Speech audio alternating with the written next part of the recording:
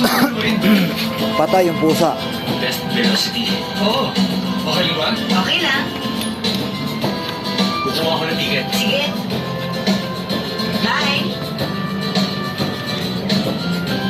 Gusto niyo palang panoorin ang pelikulang yon? Pwede na, kung maganda rin. Alam mo, matagal na akong hindi nakapanood ng sine.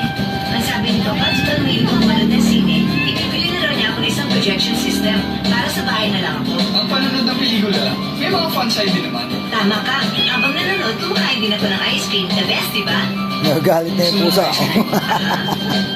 Bibili kita. Ay, talaga? Sandali lang ah. Gusto mo hawakan ko yan? Di ba na?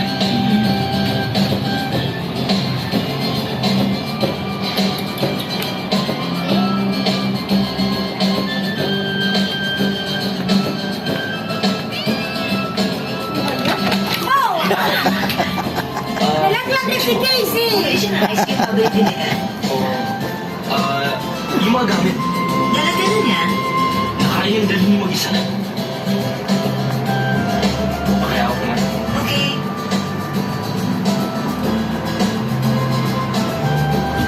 Ay, bakit chocolate? Pero vanilla flavor lang ang kinakain ko. Allergic kasi ako sa chocolate. Ikaw na lang kumain yan.